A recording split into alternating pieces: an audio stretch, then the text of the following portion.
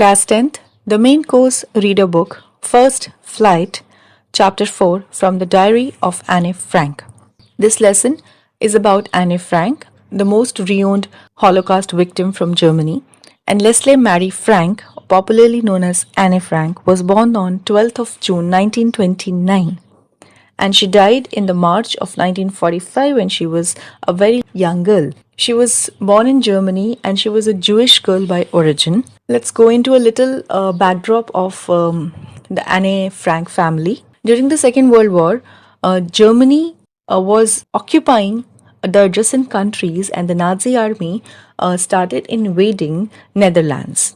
The Frank family were Jewish in background, and since the Nazi army was selectively capturing the Jews and sending them for the Holocaust, so the Frank family, along with the four of their friends, they were hiding in Amsterdam. When the Nazi army started entering Netherlands, the family went into hiding in July 1942 in a building which was Otto Frank's office. Otto Frank was Annie's father. They kept hiding there for a period of 2 years until the group was betrayed, and then they were captured by the Nazi army and they were transported to the concentration camp. The concentration camp were very brutal centers where the Jewish were tortured and technically executed in gas chambers. They were kept in very rustic, unhygienic condition. So Annie died of typhoid in Bergen-Belsen, and some people started escaping and some people started moving away. So after the end of the World War, the Jewish people started returning back to Amsterdam and their native place. So when Anne Frank's father, the only survivor of this group, he returned to Amsterdam, he found that one of her diaries, Anne's diaries, were saved. Now, Annie's diary was her birthday gift on her 13th birthday, and she chronicled her events of her life from 12th of June 1942 till the final entry of 1st August 1944 when she died. Otto Frank felt that this record, where Annie had written her experiences, and it also included certain experiences from the concentration camps where the Jewish were badly treated. This was in their native language, Dutch. He felt that it was a unique record and he saved it. He went on to publish it in English under the name The Diary of a Young Girl. Later, it becomes the most popularly read book all over the world and it was translated into various languages. This particular lesson is an extract from that book, The Diary of Anne Frank, or the book called The Diary of a Young Girl. It describes the work of a mature, insightful mind, although she is just a 12-year-old girl, but the diary discusses certain experiences and events from her life which exhibit a mature presentation. It is also an intimate examination of how people experienced during the Nazi occupation. So it's a valuable record. It went on to become the most widely read books all over the world. It has also been adapted into films, television, theatrical productions, and even opera. So this lesson is going to talk about her diary. She names her diary Kitty. She will discuss why she started writing the diary. She will discuss a brief sketch of her family and basic information about the members of her family. She will also discuss an event from 20 June 1942, her experience with her maths teacher, Mr. Keesing. So we begin the chapter where Annie is discussing that why she is writing the diary, and she says it's a very strange experience for somebody like her to write something down in a diary, because she feels that this description and this musing of a 13-year-old schoolgirl of what she is writing and where she is writing is going to be an invaluable document. But contrarily, this diary turns out to be a very important part of world history. So that is the irony of her thought process. So she says she feels writing on a day when she is little depressed, she's alone at her house and she's sitting down bored and listless with a chin in her hand, and she's wondering what to do, whether she's go out or she should stay in. She has all kinds of things in her heart, and she remembers the saying, paper has more patience than people. So she feels like she can share what she has in her heart with a paper instead of a person. And she decides that she is not going to let this book to anyone. She is not going to expose this book or let anybody read this book. And this black stiff back book, it's a bounded book which she calls a diary. And she feels that she is never going to actually find a real friend. And it's not going to make any difference because nobody is going to be interested in reading her diary.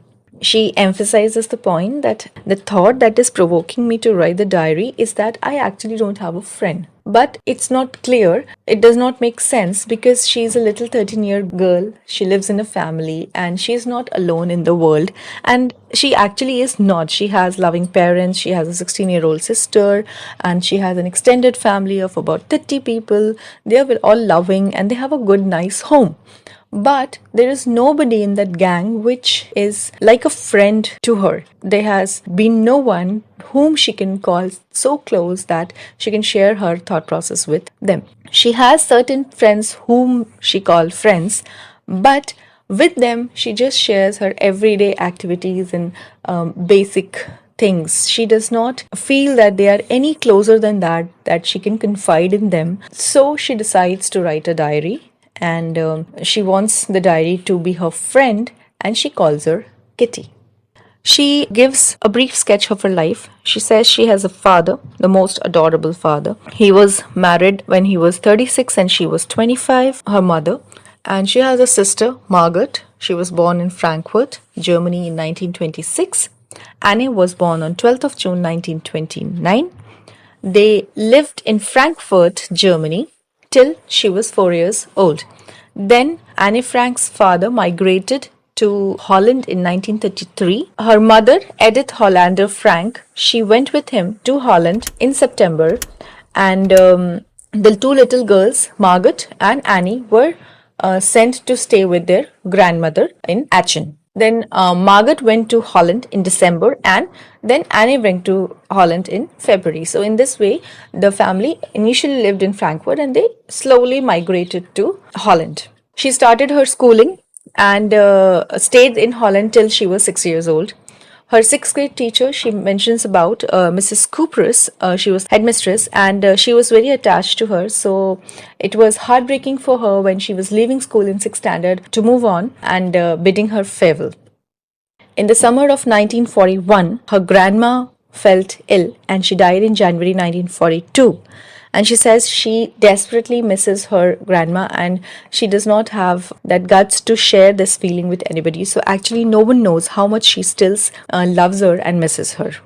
Now she goes on to discuss an event of 20 June 1942. She is going to talk about something that happened in her maths class.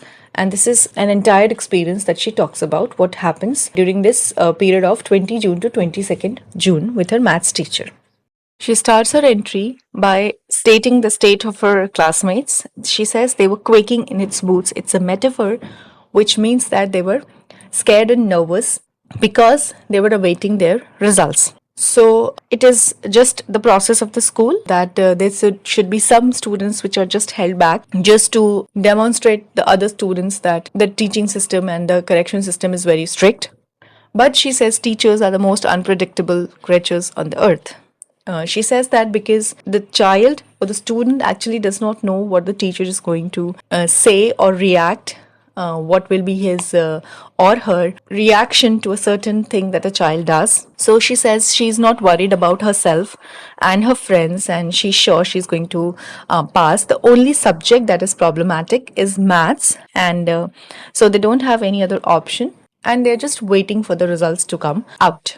She says she gets along pretty well with her teachers. There are 9 of them, 7 men and 2 women. The teacher that she specifically talks about is Mr. Keesing. He is an old guy, teaches maths, and it has been a little annoyed with Annie for a very long period of time. And he has been annoyed because she talks a lot in the class. She has also been given an extra homework of writing an essay titled A Chatterbox because she talks too much. As a punishment, she has been given that task. So she goes back home and she takes up a pen and she starts writing the essay, A Chatterbox. And She thinks and ponders, chewing the tip of her fountain pen, and she feels that anybody can write certain big words and fill the space and complete the page. But she has to come up with a convincing argument to prove that it was necessary for a child to talk in class. You cannot punish her. So she has a argument of a little girl who feels that she's not wrong that she was talking in the class, and thinking that she suddenly has an idea, and she carries on with that thought and she goes on to write 3 pages. She writes that this is a student's trait. It's a characteristic of every student that they talk, and it's okay for them to talk in the class. But she will try to keep this habit under control.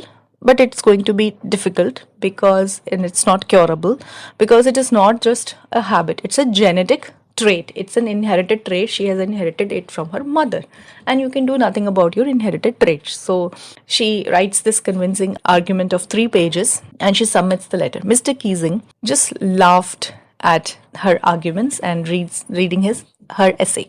So we can go back to the thought where Annie says that teachers are unpredictable creatures, because here Annie has written a stupid argument in favor of her talking in the class, justifying her actions, and the teacher takes it in the positive way and he laughs at her argument. So we never know how a teacher is going to react. And then it went on, the process went on. He was teaching his lesson and she was talking again in the class, and she was punished again with a second essay. This time it was titled An Incorrigible Chatterbox, a person who talks too much to be able to contain. So she goes back home and she again sits down and writes this essay, An Incorrigible Chatterbox.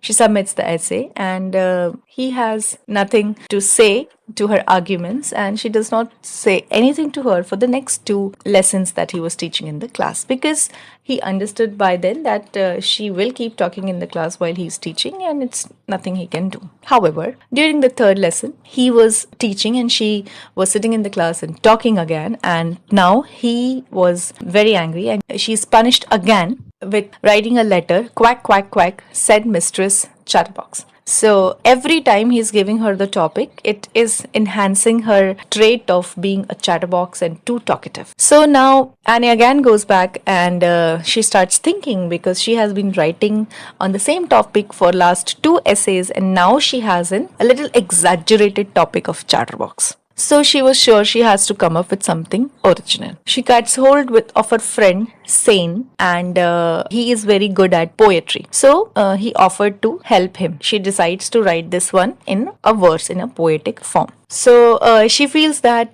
see, Mr. Keesing is kind of having a ridiculous joke on me that I am a chatterbox and I have to write about it. I have to express about it in an increasingly exceeding manner. So she also decides to joke back on him, and she starts writing this poem with the help of her friend. And the poem is about a mother duck and a father swan and their 3 baby ducklings, and how they are bitten to death by their father because the 3 ducklings keep talking quack, quack, quack, quack, quack, and the father gets so irritated that he bites them off and he cuts them that please stop talking. So that is the poem she writes down. So she completes her essay, which was actually a poem about the duck family talking too much, and she submits the essay. Mr. Keesing reads that essay, and now he finds it hilarious. He reads the poem to this class and adds his own comment during when he's reading. He is having a blast of his time and he's enjoying it.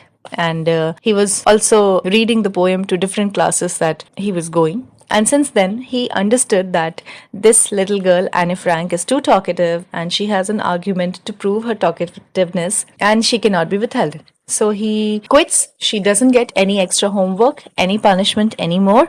In fact, Mr. Keesing becomes a little more friendly and talkative himself and keeps joking all the day. That is the entry of 20 to 22nd June when this event happened.